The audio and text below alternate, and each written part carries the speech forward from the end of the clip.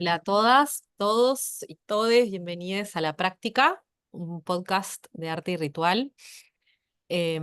Hoy acá estamos con una invitada y un invitado muy inspiradores, a quienes admiramos y con quienes tenemos muchas ganas de conversar sobre muchos temas. Pero antes de arrancar así de lleno, sin demasiado preámbulo, solo queríamos hacer como una advertencia medio tardía, porque este es el episodio número 10, pero nunca lo dijimos y creo que creemos que vale la pena recordarlo para quienes entran a la práctica por acá, que este es un podcast, que ya lo autodenominamos podcast porque en algún momento lo va a hacer, entonces hay gente que lo va a escuchar en formato podcast, y que es como no casero, muy casero. Mega casero. Es el sumum de la precariedad y eso hace que se nos corte, haya interrupciones y pasen cosas en el medio. Y aunque no sea nuestro interés reivindicar a priori o poner a plantar la bandera de la precariedad, nos parece que al mismo tiempo tiene que ver con de lo que vamos a hablar o de lo que hablamos siempre, que es lo precario de la cocina, de todo proceso y lo inacabado, lo deshilachado, lo artesanal, y bueno, y siempre en construcción. Así que esa advertencia. Y Escucharán, otra, ¿eh? escucharán silencios, cortes de luz, dubitaciones y demás desvaríos. Y otra cosa para contar linda es que la música, que ahora no la escuchamos porque arrancamos directo con el Zoom, pero que aparece previo a esto que estamos hablando, es de una amiga, poeta, cantante, médica, entre otras tantas cosas, peruana, que se llama Marian Luyo. Así que muchísimas gracias, Marian, por cedernos tu música, tu voz para la apertura de la práctica. Bueno. Empezamos. Em, Chiques, tenemos ganas, como hacemos siempre, que se presenten ustedes con esta idea de que si los presentamos nosotros vamos a decir algo que probablemente, no sé, ya no sea, que tenga que ver con un yo del pasado de ustedes. Así que la pregunta es, ¿quiénes son hoy acá, en este momento? Flor, Bernardo. Ah, ni siquiera los nombré. ¿Quiénes están aquí? Flor, Florencia Adida y Bernardo Zabalaga, bienvenidos. Y bueno, Flor, si querés arrancar, te presentas. Bueno, hola a todos, todas del otro lado. Es un placer estar con ustedes tres, porque admiro mucho su trabajo y además porque me caen muy bien, lo cual para mí es una cosa importante en la vida. Bueno, ¿qué pregunta? Siempre pienso que qué hago y cómo estoy son preguntas amplias, complejas.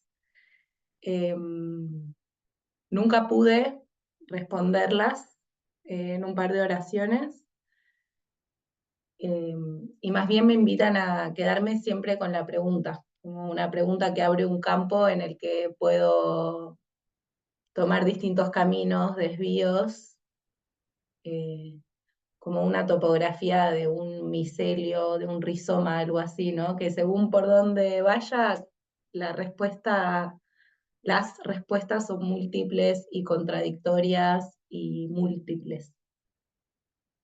Y hace poco me gusta porque encontré un concepto que me avala en ese delirio y en esa multiplicidad que yo muchas veces he problematizado o he querido solucionar.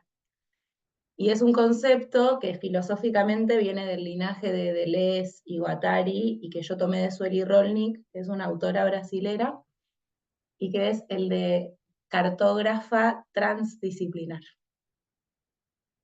Y desde que lo encontré, que lo adopté y yo digo que soy cartógrafa transdisciplinar. Y la cartografía, un poco, a diferencia del mapa, que sería como una imagen más estática, es como como si fuera un boceto medio artesanal que se va haciendo a medida que uno va viviendo.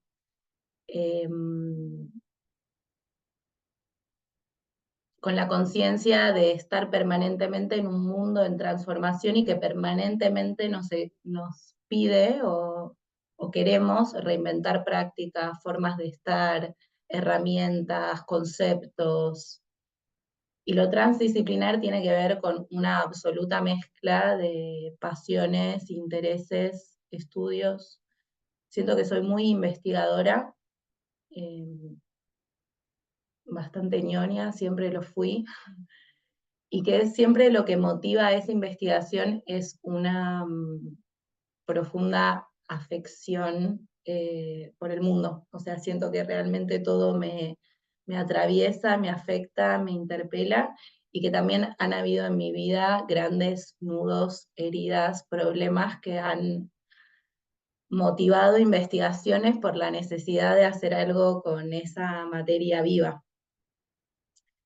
Y siento que soy aguafiestas también, que es un concepto que me inventé, bueno, que en realidad no lo inventé yo, ya existe, pero que le voy descubriendo nuevos significados. Algo de eso tiene que ver con ser feminista, de tener un pensamiento crítico en relación al mundo en el que vivimos, y en ese sentido el lado un poco más hortiva del aguafiestas, ¿no? De reconocer la colonización.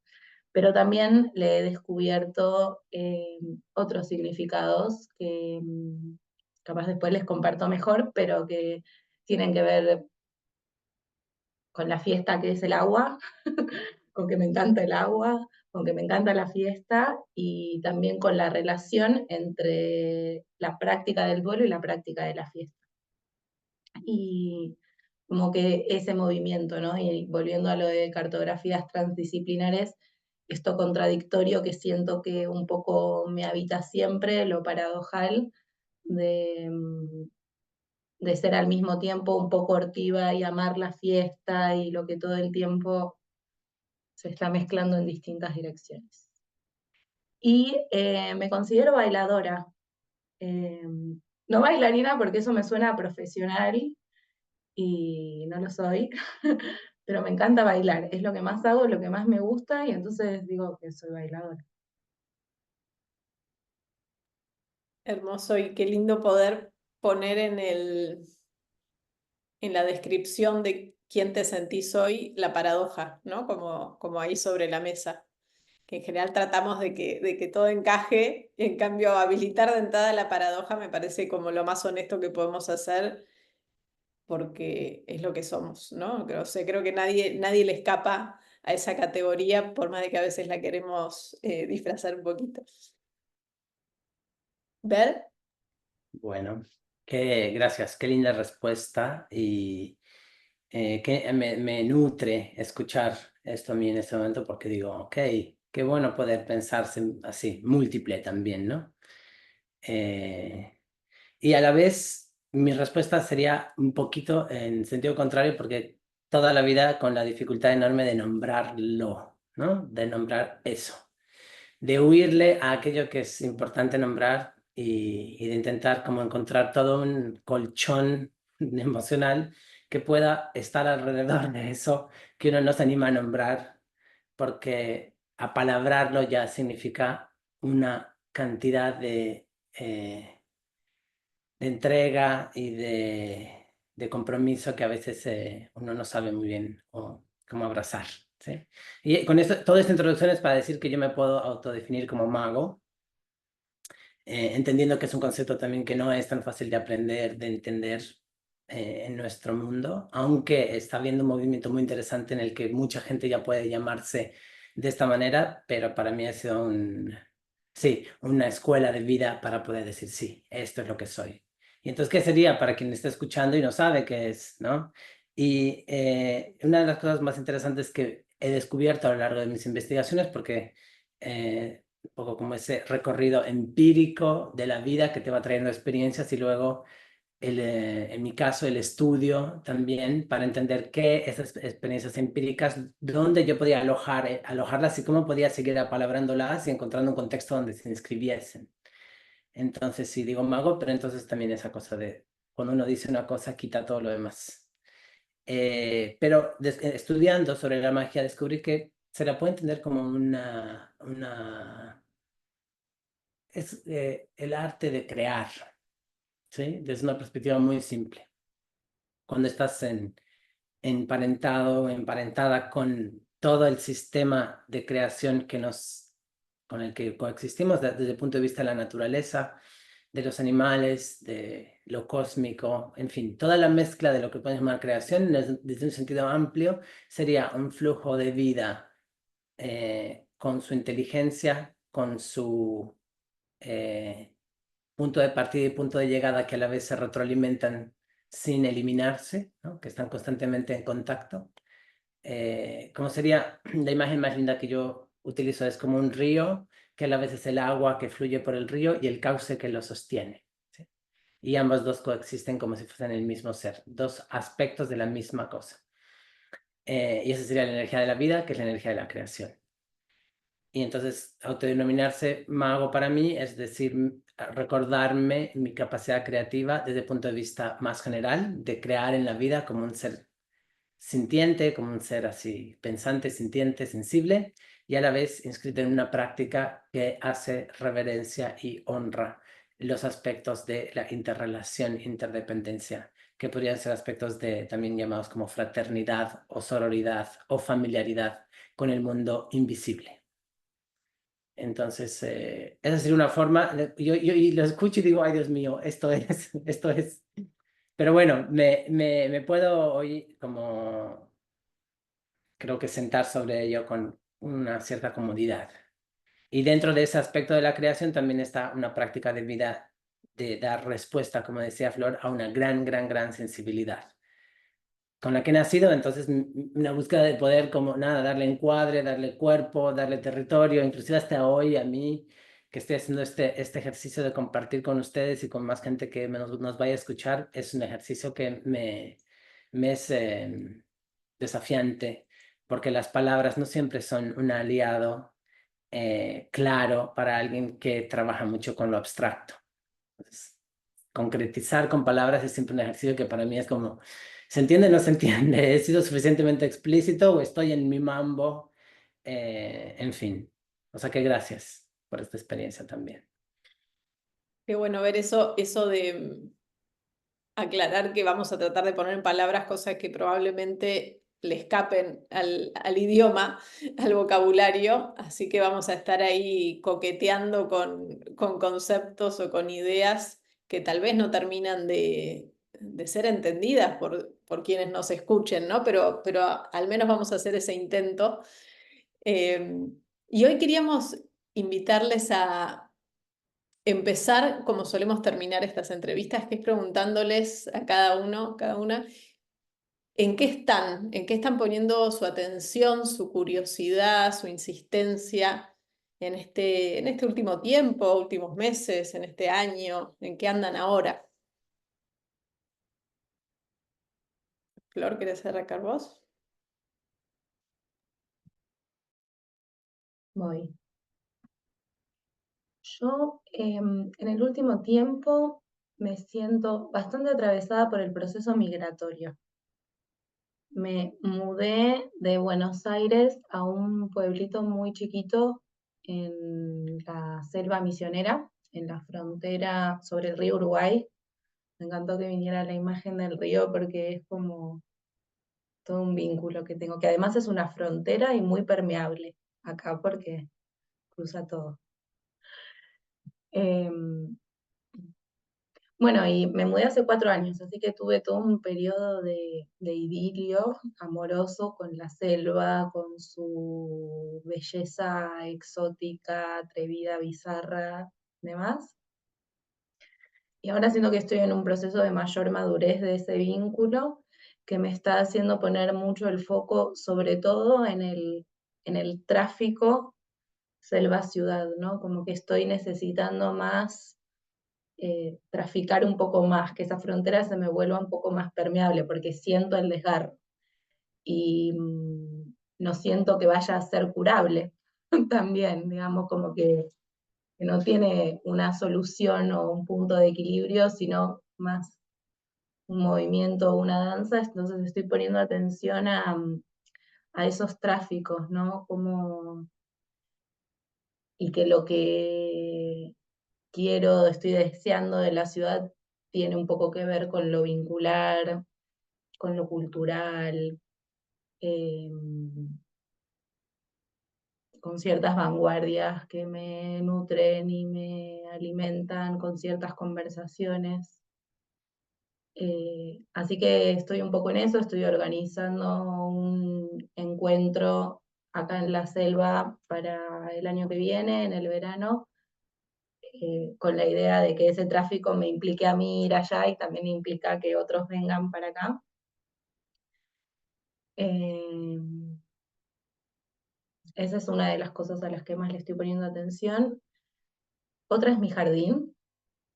Es la primera vez que me hago responsable de un jardín y es hermoso, me hace muy bien, también porque parte de esta migración hace que esté muchas veces enchufada a la compu.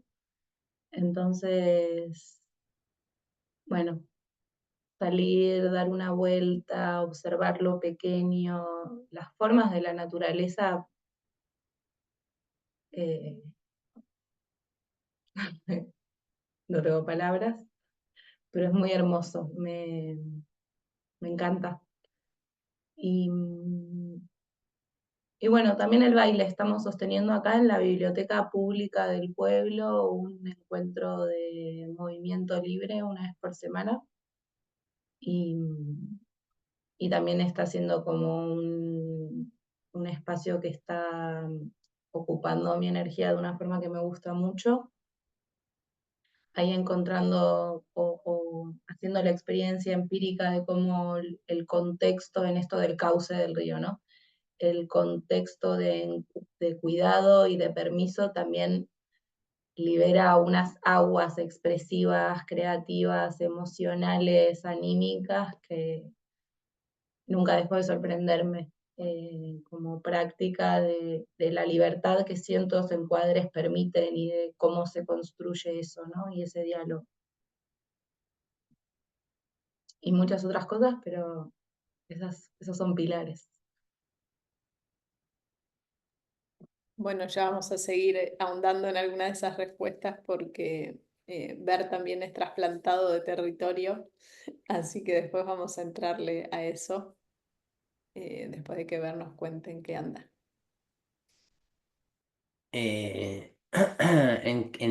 Gracias por decir que solo unas cuantas cosas de todo lo que hay, porque así me ayuda a mí también a calmarme. Cuando me hicieron la pregunta pensé, y de todo esto, de tanta cosa.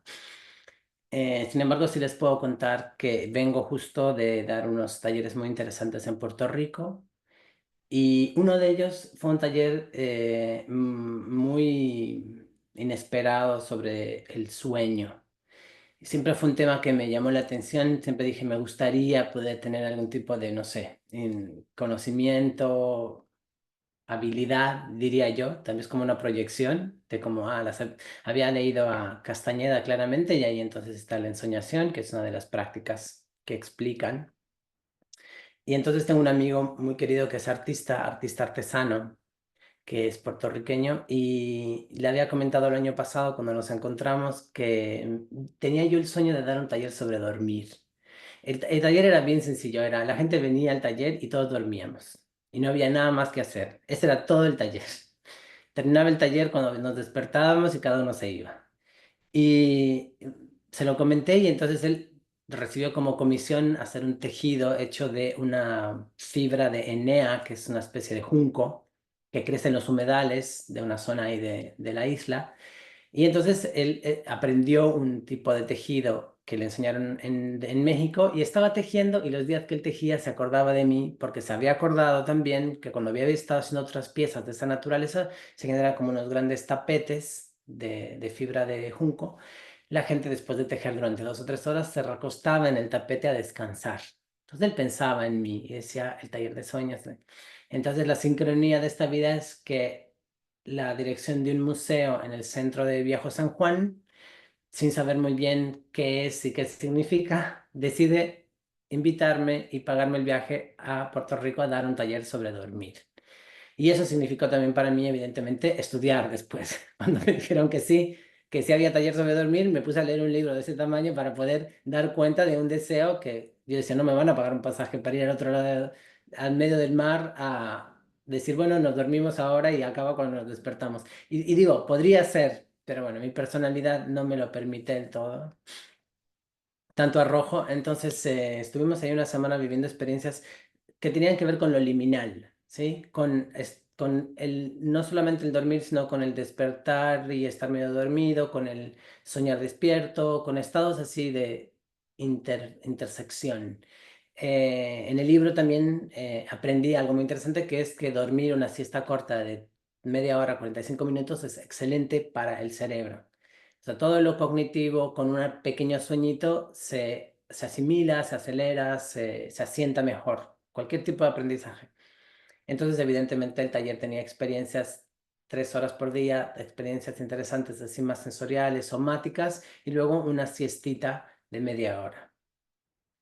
Hasta que la última noche hicimos una noche larga de dormir con turnos, con postas, se dice, ¿no? Como con horario, y cada 3 personas del grupo que éramos iban a tejer durante la noche, toda la noche. Entonces dormíamos y tejíamos, dormíamos y tejíamos.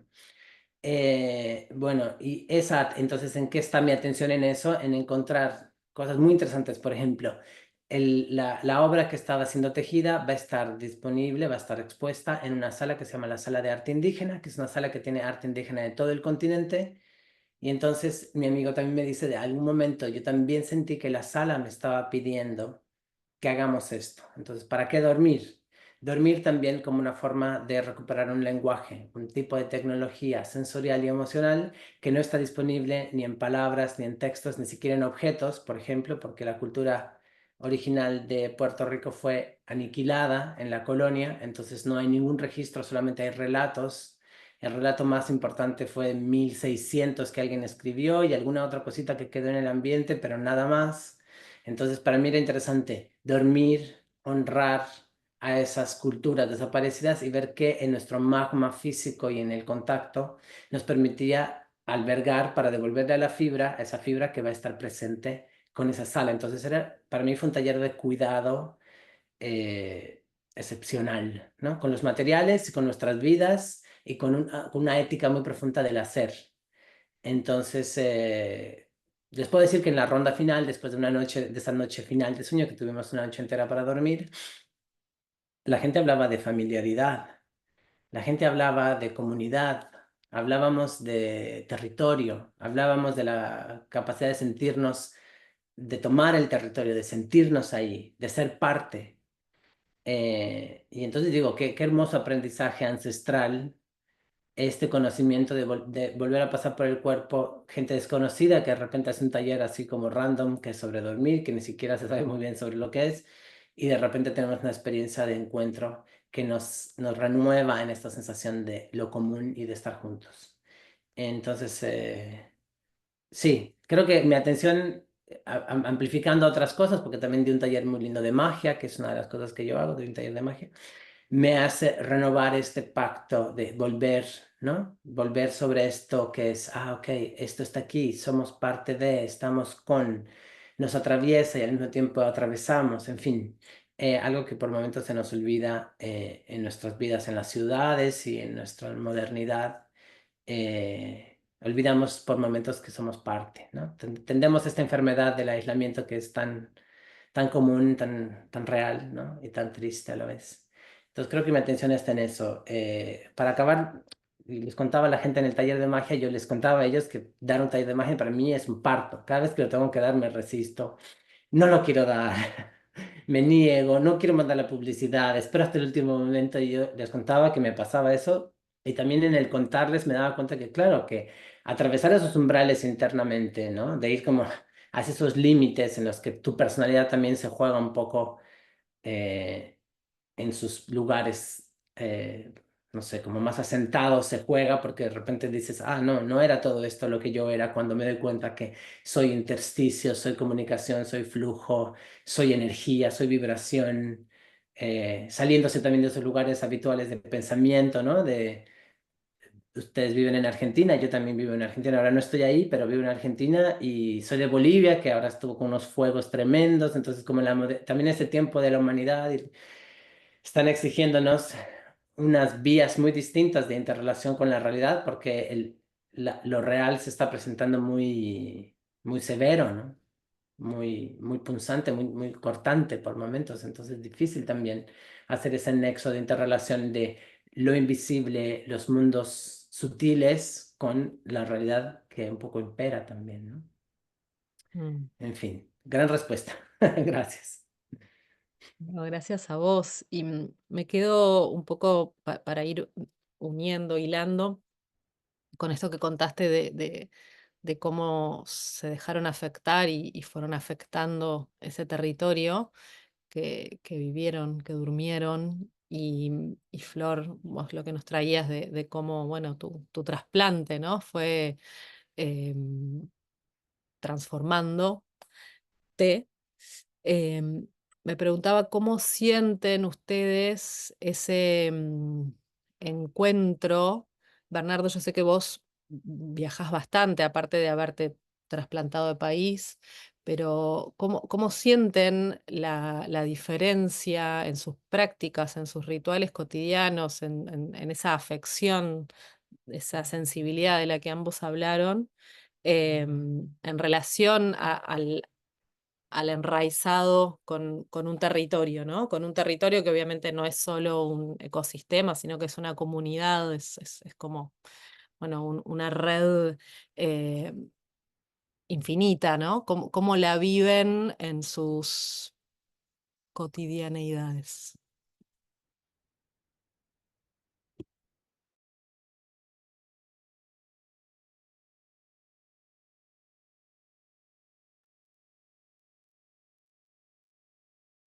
Mm. Em, para mí, como que la migración fue una prueba más de cuán permeables, o cuán materia abierta somos, digamos, ¿no? Cuánto, cuánto afectamos y somos afectados por el entorno. Em, yo sentí mucho también, bueno, fue un encuentro con un ecosistema muy potente que es la selva. Entonces mi cotidianeidad y mi estilo de vida cambió mucho, digamos. Desde el nadar mucho, ir al agua casi todos los días, nadar mucho en los ríos, meterme abajo de cascadas. Sentí mucho la renovación de mis imágenes de la belleza a partir del estar en este lugar, como las formas de producción de belleza de la selva son como muy singulares y voy sintiendo como eso me va permeando en mis formas de pensar, en mis formas de sentir. Por ejemplo, últimamente también a mí me gusta mucho el pensamiento y la filosofía y todas mis investigaciones están yendo hacia la diferencia como valor. Y, y hay una relación directa que no podría definir cómo es la causalidad entre esos conceptos que en algún punto yo siento que también los conceptos son como entidades abstractas, ¿no? Como de algún otro plano, a veces me vinculo así con ellas. Entonces siento que mucho, cambió toda mi vincularidad, estoy reaprendiendo a vincularme, porque no es lo mismo vincularse en una ciudad que vincularse en un pueblo. Y es como un proceso lento. Y a la vez me pasa que tampoco tengo Estoy en ese lugar medio liminal, que no sé si será una marca de época, pero tampoco siento haber elegido un lugar para toda la vida, ¿no? No sé si seguimos eligiendo cosas para toda la vida, pero bueno, de alguna forma esas son las narrativas con las que yo crecí. Entonces, también es una pregunta y una investigación cómo se enraiza y cómo se construye y cuáles son los plazos de mis construcciones, en qué proyectos me embarco, en esa sensación, que no es la sensación de yo envejeceré aquí, pero sin embargo me encanta lo que la selva está haciendo conmigo y lo que yo estoy haciendo con la selva y quiero permitirme una experiencia acá y cuáles son las condiciones de estabilidad y enraizamiento que permiten la profundidad de una experiencia, ¿no? Otra de las cosas que sentí fue cuando llegué a la selva volví a bailar. Yo tuve un momento que mis cartografías me llevaron hacia lugares muy yogis, meditadores y crudiveganos. Esas eran mis cartografías de algún momento. Y en la selva encima coincidió con una separación de una pareja y yo sentí que de repente había como una fuerza vital, erótica, expresiva que yo no estaba sabiendo cómo, y ahí volví a bailar. Y entonces empecé con toda una investigación sobre el twerk y la danza y el movimiento de la pelvis y el culo y algo de todo ese atrevimiento expresivo de la selva me permeó en muchos lugares.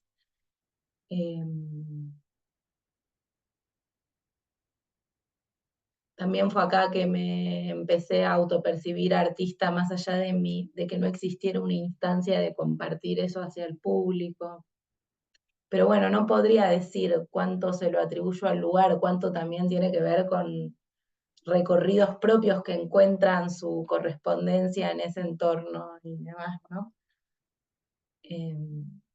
Pero sí, si hay algo que puedo decir es que me sorprendo cada vez de cuán abiertos y abiertas somos. Sí, en verdad el cuerpo obviamente también es ese territorio y esa cartografía que ya venías trazando es la que se encuentra con ese nuevo territorio, con lo cual esa pregunta de, bueno, ¿cuál viene primero? Por ahí, bueno, no es tan importante, sino ese encuentro y lo que transforma, ¿no? Lo que genera. Bueno, Y Bernardo. yo, perdón, Ah, pensaba, Flor, en esto que decías de que no sé si es una marca de este tiempo, pero seguramente fue del anterior, esto de me voy a vivir a un lugar, bueno, es para quedar, ¿no? Como elegiste, entonces te quedás, ¿no? Como me parece que está buena esta búsqueda del enraizar el presente sin que por eso vaya a ser unas raíces que después no me puedan mover de acá, ¿no? Como me imagino ese desafío de raíces móviles que ver, me parece que vos también las debes tener porque te moves mucho, no vivís fijo en el lugar donde naciste, ¿no? Como esa capacidad del ser humano de habitarse a sí mismo a tal punto que puede ir como trasladándose sin perder sus raíces. Y pensando en raíces como la sensación de estabilidad, ¿no? De sentirse a gusto en donde uno puede estar o incluso con su propio cuerpo. Entonces creo que ahí la danza con el territorio hace que todo eso, esas raíces se vayan enriqueciendo. Y qué bueno cuando no nos llevan a la rigidez, pienso, ¿no? Esa reflexión tuya me lleva a pensar en eso, ¿no? Ni a la rigidez, ni a la provisoriedad absoluta también, que es como el otro polo, ¿no? Que no permite una profundidad de una experiencia, como si Byung-Chul Han, vieron ese filósofo coreano, habla como de este zapping, ¿no? De la extinción de las narrativas y en eso cómo, bueno, nos perdemos la posibilidad de las experiencias también que requieren tiempo. Entonces eso abre un montón de preguntas de qué tipo de experiencias quiero, cuánto tiempo lleva tener una experiencia de ese tipo, entonces cuáles son los horizontes en los que sí puedo proyectar, cuáles no. Mm. Eh, Sí, vos que la trajiste a Solly Rolnick, como esta idea de que, o sea, estamos en un mundo que tiende como polarizadamente a desterritorializarse, y bueno, cómo encontrar como una territorialización desterritorializada al mismo tiempo, ¿no? Como, o sea, ese vaivén me parece como interesante, bueno, es un poco lo que decís con otras palabras. Qué rico, gracias. Qué rico abono esta charla. Yo vivo fuera de mi país hace 22 años y he vivido en 5 países en este tiempo. Argentina siendo el que he vivido más, hace 9 años, bastante. Y claro, es una pregunta que vuelve todo el tiempo, ¿no? La necesidad, y para mí fue a lo largo de muchos años una gran causa de sufrimiento, esta sensación de no poder terminar de enraizarte del todo, de si tener una práctica que sea artística o que esté relacionada con otros ámbitos. Yo en mi vida pasada era actor, entonces, claro, ¿cómo haces para perseverar, ¿no? Encontrar los medios, hacer tu nicho, hacer tu clan, hacer tu tribu? En fin, todo el recorrido que necesitan ciertas cosas de materializarse en el mundo, ¿no? Y con este movimiento constante no era tan fácil para mí. Entonces he tenido que ir desechando lo que no me permitía.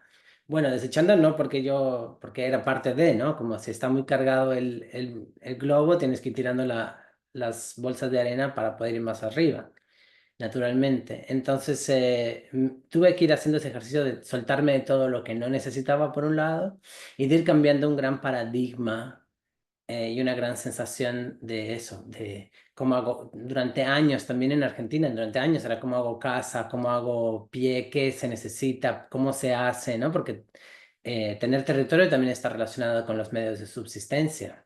Entonces no es simplemente sentirte en casa, sino sentirte en casa y hacer una vida. Y hay un intercambio ahí.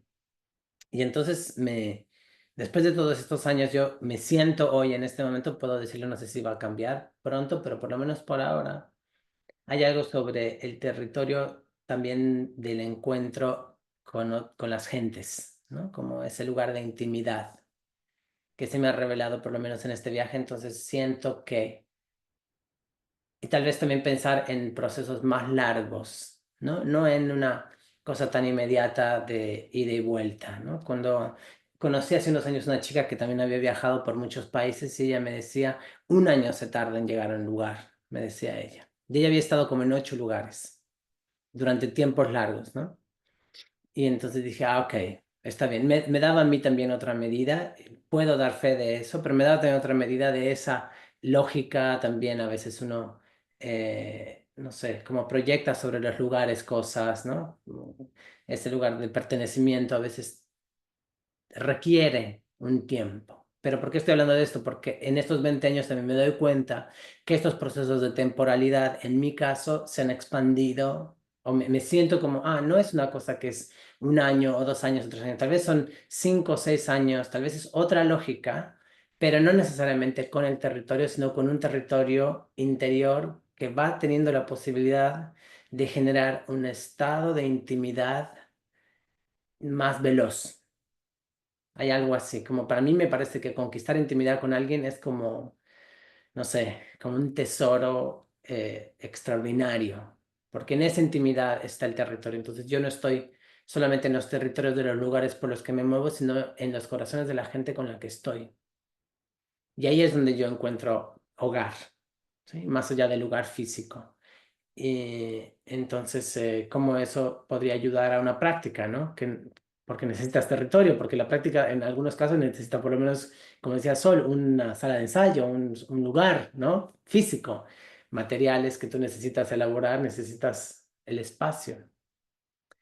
Y entonces sí, ahí tal vez habría otra vuelta de desafío de cómo construir mundo cuando estás siendo más nómade o con esta forma más, sí, de circulación. No lo sé, para mí sigue siendo un problema hoy en día, ¿sí?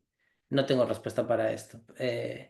Quisiera que no me importe, pero sí me importa porque, claro, tengo cosas que quiero. Y uno puede desapegarse lo más posible, pero también hay cosas que uno las quiere tener consigo, que le son útiles, que le son indispensables. O sea, yo tantos viajes que mi marido me decía, necesitas llevar el tambor, es necesario el tambor, y yo, es necesario el tambor. Entonces, no va a haber otras cosas, porque el tambor va a ocupar ese espacio de otras cosas que yo no voy a llevar.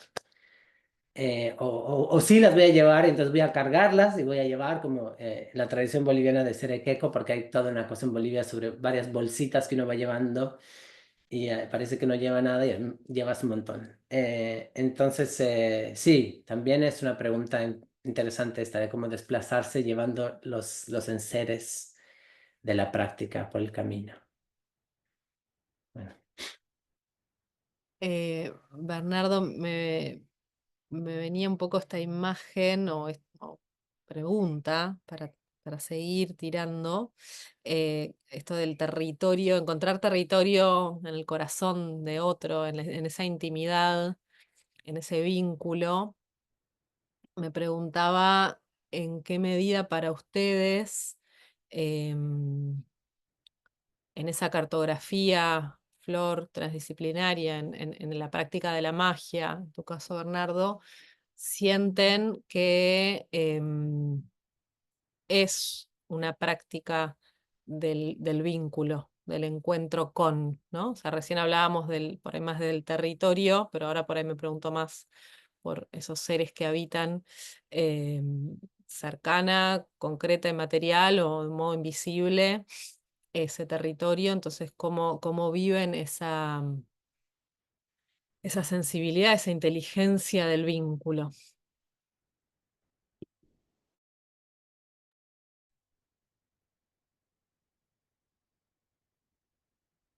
Ese también viene siendo uno de los temas que me ocupan. Em, Porque yo también siento que ese es el gran hogar para mí. Eh, sí, como una cosa devocional, como un anhelo muy profundo, ¿no? Como que hay algo que...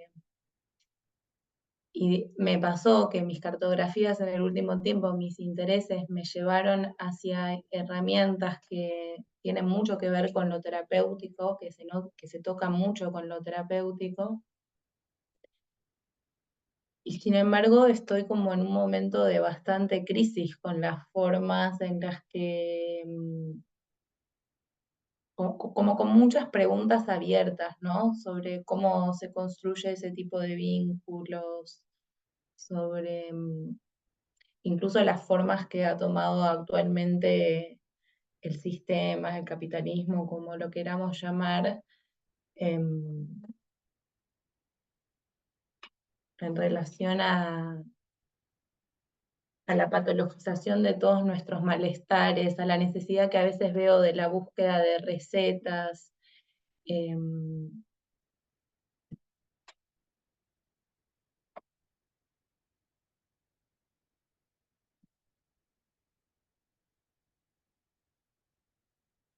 Como que al final creo que el lugar al que voy llegando es que compartir un espacio de cuidado y de permiso donde se libere nuestra expresión de todos los condicionamientos que lo oprimen, morales, vergüenza, etcétera, etcétera, etcétera, la rigidez de nuestros cuerpos, etcétera, eso es constructor de ese campo común. Entonces siento que cada vez más mi intención está en intentar construir esos encuadres, sea en el territorio de los vínculos uno a uno, íntimos, personales, o o en lo que tiene más que ver con mi trabajo, o mi servicio, o mis invitaciones, o mis ajites, digamos. Como que creo que también voy cada vez más hacia eso, ¿no? Como, y con esta pregunta abierta de qué es lo que necesitamos los seres humanos para sentir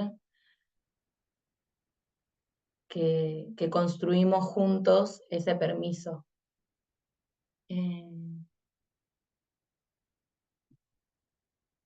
Hace no mucho con un amigo inventamos conjuntamente una especie de santo, que es como una criatura medio animalesca, medio que se llama Peludito Don Permiso, y que es como un bichito todo peludo, con antenas, que toca el acordeón. Y me gusta mucho la imagen del permiso como algo peludito, y es un santo milagroso porque realmente hay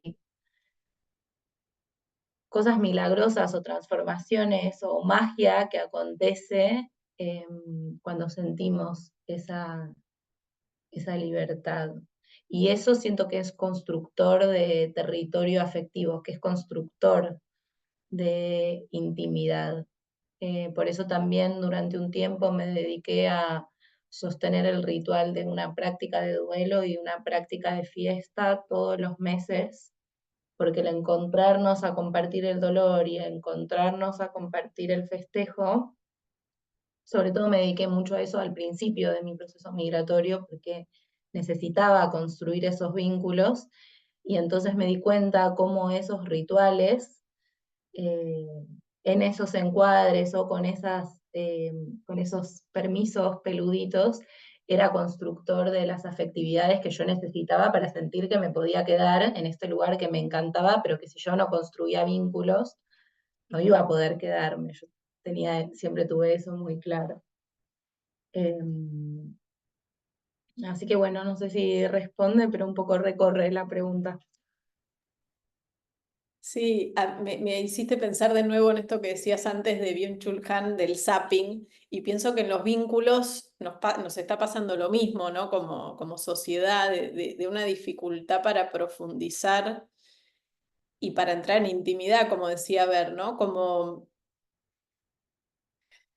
si fuera un tiempo en el que tenemos que crear nosotros esos mecanismos, esos encuentros, celebraciones, como si tuviéramos que gestionarlo, porque no está viniendo de estructuras de poder, no está viniendo de religiones, no está viniendo de ningún lado, sino que lo que viene es justamente separarnos y aislarnos cada vez más.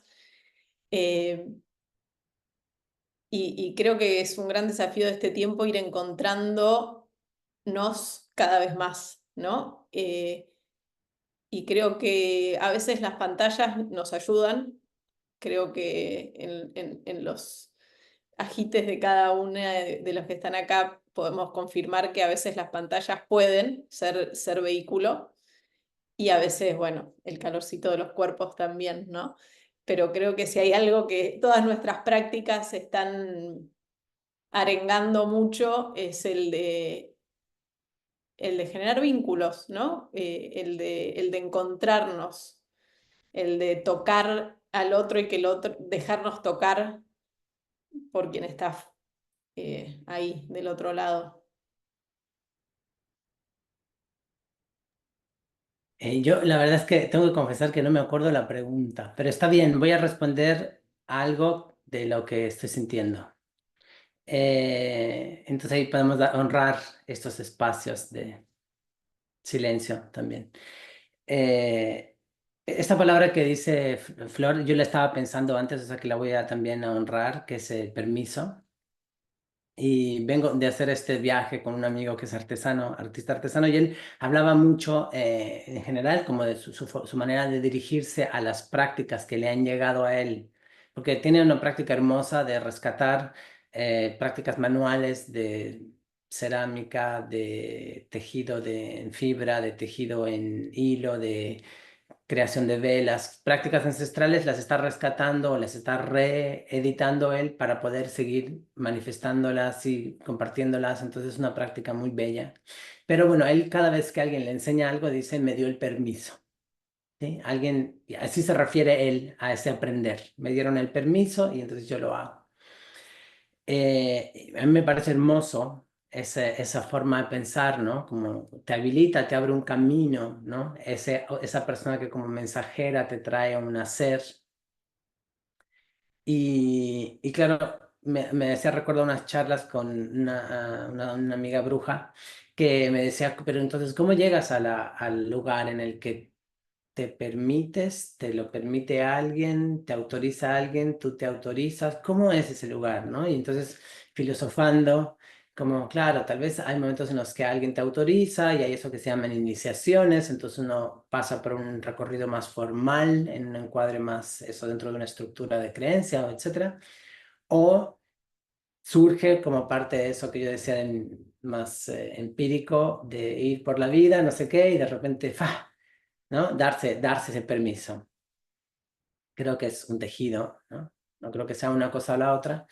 Y entonces, todo esto que estoy diciendo llega a la sensación final del taller de sueños, cuando estamos haciendo la ronda final de palabra, en la que la noche anterior, por cosas de la vida, el museo donde estuvimos haciendo los primeros días las prácticas, no nos dejaba dormir en el museo por cuestiones de seguro, de obra. Entonces conseguimos que una institución que trabaja en Puerto Rico defendiendo y cuidando la naturaleza desde varios puntos de vista, nos prestase una casa colonial refaccionada, que la utilizan también, pero que nos diese las instalaciones para hacer el último día de taller de dormir, que eran 14 horas ahí en el espacio, y también cenar, desayunar, todo el rollo. Bueno, es de habitarlo, ¿no? Como dicen que es tan bonito, rancharla. En un lugar bello, ¿no? Entonces era como, wow, qué suerte. Entonces una de las participantes, que es amiga mía, me dice, Ver, qué, como que qué mimado que eres, me dice, ¿no? Como una forma de decirlo, como que qué consentido te tienen, me dice ella. Y yo a ese rato no sé muy bien cómo reaccionar con lo que me acaba de decir. Me siento como, ok, entiendo lo que me está diciendo, no sé dar respuesta a esto porque no me quiero colocar en un lugar de bueno o malo, que bien que yo sea consentido o que no. Bueno, entonces lo dejo pasar. Y al día siguiente, después de toda la noche del tejido, de todo eso que les estoy contando, de dormir de manera diferenciada y de despertar con sueño, cansados, pero con esa sensación de algo bello que ha sucedido, digo, ah, claro, qué categórico es esto de sentirte mimado, consentido, consentida por la vida, y qué hermoso que es permitirse tomar ese paso de decir, sí, puedo estar, ser consentido, consentida, como ese permiso, y ese permiso colectivamente, que entonces ahí se tejía con lo otro que era tomar territorio interno y externo, tomar territorio colectivamente, territorio emocional, territorio espiritual, tomarlo y darnos ese consentimiento, porque sí, ¿no? Como me parece como, personalmente me parece como algo avanzado para mí en este momento, ¿no? Como más allá del territorio físico, como tomar territorio interior colectivamente, decir, nos merecemos sentirnos juntos, sentirnos familia, aunque no nos conozcamos de nunca en la vida, nos queremos, nos caemos bien y sentimos que estamos bien. Y ese es un permiso que por momentos es difícil de tomar porque pareciera que algo tiene que pasar, ¿no? Que no podemos decir sí, me consiento en esto de, qué lindo, consentir también puede ser sentir con, ¿no? Bueno, no sé, no respondí a ninguna pregunta, pero di una respuesta. No, maravillosa esa palabra Dialogando. porque decís ese sentir con, pero también es con sentido, o sea, que tiene sentido y esa palabra que para mí es fascinante porque habla de dirección, habla de trascendencia, habla de los cinco sentidos y nuestro encuerpar lo que vivimos, como que me había detenido en la palabra consentir, consentido. Maravilloso. Por ahí yo hubiese dicho malcriar o otra forma, pero sentirlo como como alguien que te consiente, me parece maravilloso. Y la pregunta, no importa, yo también me la olvidé. No sé cuál era. No, no era lo importante, sino este devenir. Y en el devenir me gustaría como retroceder, pero que al mismo tiempo también da para seguir por lo que fueron abriendo, algo que trajiste, Flor, al principio del aguafiestas, y lo retomaste después con respecto a estas prácticas del duelo y de la fiesta.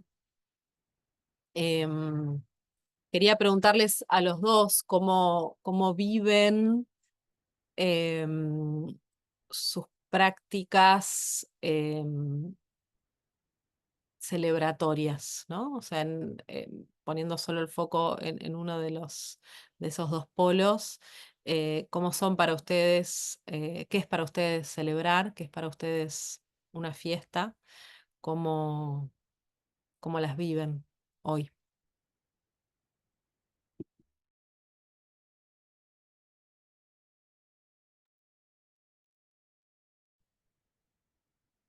Bueno, yo diría que para mí el festejo es muy importante, la celebración es muy importante. Eh,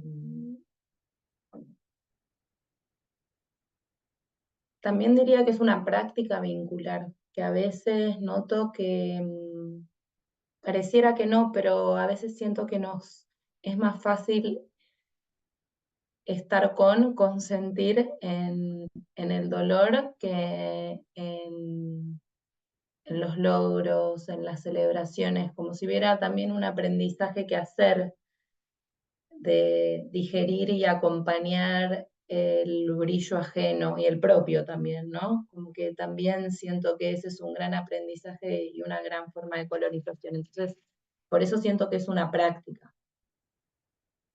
Y también siento que es una práctica creativa porque si no nos detenemos a pensar en cuáles son las formas de la fiesta que hemos adoptado sin consentimiento, muchas veces esas fiestas no nos sirven. A mí por lo menos no me sirven. Yo particularmente siempre me sentí muy atravesada e incómoda con las típicas coreografías de la seducción heterosexual atravesándome el momento de la expresión loca y desinhibida que a mí a veces me produce la música, el baile, etcétera. Entonces también una buena parte de las prácticas de movimiento libre también surgieron porque había fiestas, pero como que estábamos todos muy contenidos bailando acá.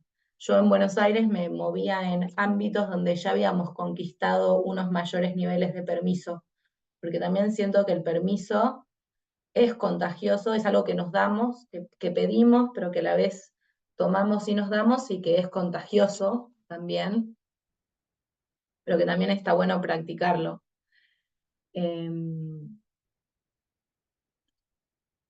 También es una forma de tener el tiempo, ¿no? Como una de las grandes formas de tiempo improductivo con toda la magia que eso tiene, ¿no? Para mí es una práctica revitalizadora, o sea, si hay permiso para la expresión un poco más ampliada que lo tan chiquita que a veces está en términos de liberación de sonidos, de movimiento del cuerpo, para mí realmente es un momento en el que me siento más grande, multidimensionalmente, ¿no? Como siento como si junto con la liberación de la expresión hay algo de mi espíritu, de mi energía, de mi fuerza vital que se experimenta en unos niveles que me resultan revitalizantes. También siento que es una experiencia liminal, lo mismo que el duelo, que está ahí en la frontera con la vergüenza, con la represión, entonces que si nos animamos, si tomamos el permiso, si nos permitimos contagiar por los permisos, nos permite recuperar unos territorios que fueron ocupados sin consentimiento, así que la siento como una práctica política, micropolítica, eh, revolucionaria.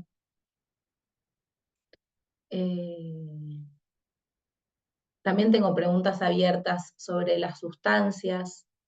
En el mito de Dionisios, una vez escuché que hay un pasaje del mito en el que él tiene un encuentro con Gea, con Gaia, con la madre tierra, y es ella la que le enseña ciertos órdenes del ritual para que la locura de ese éxtasis y de ese trance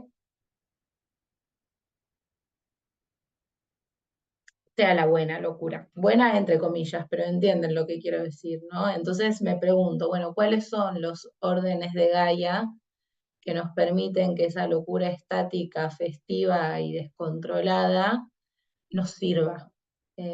Sirva a nuestra vida y a demás. Y bueno, mucho más. El cauce para el agua. Claro, el caos. Y ahí es donde creo que nos es más fácil el duelo, en el sentido de que conectamos con la empatía, ¿no? Que son todas cualidades, la compasión, la empatía, con el dolor del otro, que son todas cualidades bien valoradas, ¿no? Como mucho más aceptadas que la fiesta, que puede digamos, coquetear con la locura, con el descontrol, con lo desconocido, con el no sé cómo va a terminar, ¿no? Que mientras hablabas decía, es verdad, tal vez nos cuesta más darnos el permiso de celebrar con sentido, porque es muy fácil ir a una fiesta y descontrolar con sustancias varias. Pero conquistar la celebración con sentido y que a la vez sea consensuado, ¿no? Para que se genere ese tejido de contención, creo que es un gran desafío. Con Wada nos lo estuvimos preguntando bastante en este último tiempo en el que empezamos a querer convocar encuentros físicos. Justo ahora, dentro de poco, vamos a hacer una fiesta, una especie de fiesta, y era como, bueno, ¿qué tiene que tener, ¿no? Como que para sentirnos a gusto nosotras, ¿qué necesitamos? Y no fue fácil, no viene siendo fácil, ¿no? Porque fuimos descartando cosas, que primero íbamos por acá, no vamos por allá. No sabemos cómo va a salir, pero esa pregunta creo que está bastante vigente en nuestras prácticas últimamente, y creo que es un re desafío. Gracias. O sea, prácticas celebratorias ya es un montón, ¿eh? Para comenzar, como es el título de algo. Yo me pongo a pensar, ¿será que yo tengo alguna práctica celebratoria? Entro en conflicto, pero también es una hermosa pregunta para entrar en conflicto, decir como, ¿cómo yo celebro? ¿Yo hago algo para celebrar? Esto es justo lo que decía ahora Flor, ¿no? Que codificamos también el lugar del festejo, que también puede, en mi caso puede estar asociado, por ejemplo, al desborde necesario en esos momentos en los que sueltas el, qué sé yo, mi tambor, ¿no? El dirigir, estar dirigiendo, estar ahí sosteniendo algo y ¿qué te importa? No sostienes nada, estamos acá, se chorrea todo un poco por todo lado, bien, ¿no? Como esa práctica también de, de no contener las aguas. Y, pero me acordaba de una metáfora que es, hace un par de años estuve en México y fui a un lugar que se llama Oaxaca a comer un platillo mexicano que es el mole, que es una salsa de, creo que tiene 32, no sé cuánta cantidad de ingredientes, es muy calórica, muy intensa, tiene cacao, etcétera, es picante. Entonces me comí un plato de mole con pollo a mediodía y eran las 2 de la tarde, las 3 de la tarde y yo estaba en una sensación de droga, de estar high, o sea, muy al palo de euforia y de no sé qué. Y me tuve que ir a dormir a mi casa, al alojamiento donde estaba, porque no tenía capacidad de seguir caminando en el mundo con esa sensación de, no sé, de estado alterado de conciencia por el plato que comí. Y entonces me contaban que los moles son platos típicos de boda. y que se hacen en las bodas. ¿Por qué? Porque ese tipo de alimento que es tan calórico que tu cuerpo necesita un ejercicio enorme para digerir, cuando es colectivamente es más fácil, porque el fuego colectivo permite que la digestión individual se haga. Entonces es para fiestas, ¿no? Y pensando en eso, digo, claro, ¿qué tipo de mole, qué tipo de platillo se necesita para esta práctica celebratoria? Y cuando es individual, ¿no? Contigo mismo, ¿qué tipo de gestión necesitas? Y cuando es colectiva, ¿qué tipo de gestión necesitas? Eso por un lado pensaba, y lo interesante de desconstruirse. Yo creo que, por decirte, yo no sé si es para hacer un poco aguafiestas, tomando el término, con las respuestas, por decirte, para mí también es celebratorio cantar, entonces yo tengo mi tamborcito y yo me canto, y ayer estábamos terminando de comer una pizza aquí en un lugar muy lindo y las plantas se movían bello y yo sentía que me hablaban y me sentía celebratorio con las plantas, los arbustos que estaban ahí adornando un cantero, nada demasiado, ¿no? Había una avenida. Pero que también tal vez sea una buena pregunta sobre qué es lo celebratorio, porque si no puede que esté codificado solamente en la fiesta o en lo colectivo. Y a mí me parece que en mi caso personal puede haber esa, no sé, difícil gestión por momentos, ¿no? Por momentos es como, soltamos la pandereta, comemos lo que hay que comer, nos divertimos y de repente, como pasa muchas veces en fiestas familiares, termina la fiesta y uno se pregunta, ¿qué pasó? ¿Qué fue lo que pasó aquí? ¿No? Más allá de todo lo que tengo que digerir ahora, que he consumido o que he tomado o lo que sea, que requiere toda mi atención. Entonces sí, me parece que es una pregunta que me la voy a llevar. La Mm. práctica de lo celebratorio, me parece que es un lindo recordatorio, en todo caso. Sí, para mí hay una palabra que se me viene como sola cuando pienso en la fiesta y en la celebración, y que quizás también, igual ahora que lo digo, también es un punto de encuentro con el duelo, pero en el duelo es más difícil de sentirlo, que es el agradecimiento. O sea, siento que hay algo que la celebración permite como ese freno para ese agradecer, no sé, como que no es que tenga que tener una dirección ese agradecimiento, pero como que hay algo de sentirse bendecido, no sé, como ese consentido, sentirse consentido por la vida, no sé, como algo de eso a mí me viene. Y como vos decías, Bernardo, por ahí es al ver un pájaro, ¿no? O sea, no necesariamente como en la coreografía más imaginable de una fiesta. Está bueno. Te iba a decir, pero también siento que hay como hay un dar y un recibir, ¿no? Hay una interrelación. Creo que Ujú. también hay algo interesante de la fiesta, ¿no? Del alimento, del encuentro, del baile, hay un dar para un recibir. Creo que esa gratitud, y eso es ancestral, ¿no? No es algo que esté ahí codificado, que hay que dar, ¿no? Pero claramente cuando invitas a alguien a cenar, que quieres agasajar, que quieres consentir, ¿no? Como, y esto rico, y aquello, y esas horas cocinando, y el placer de cocinar, y el disfrute de recibir, y mirarle a la cara cuando está comiendo, y ver si le gusta o no le gusta, y si le encanta, ay Dios mío, servite más, ¿no? Hay un dar Está bueno. para un recibir. Creo que ahí hay algo lindo de pensarse en lo celebratorio también. Bueno, creo que casi, o sea, que tengo mil preguntas más, o tenemos ahí para seguir indagando, pero creo que con ese dar y recibir nos podemos quedar latiendo y rebotando. Así que gracias por darnos este tiempo, por regalarnos su intimidad y bueno, que siga ahí creciendo estos encuentros. Gracias. Y yo quería agregar algo que me quedó ahí rebotando, no me acuerdo si en algo que dijo Flor o en algo que dijo Ver, creo que en algo de los dos, en esto de darnos permiso, como decía Ver al principio, de auto llamarse mago, como dándose el permiso me hizo acordar algo que decía Flor vos en tu taller, cuando empezabas diciendo que ibas a hablar desde tu experiencia de vida, ¿no? Como validando todo lo vivido y todo lo pasado por tu cuerpo.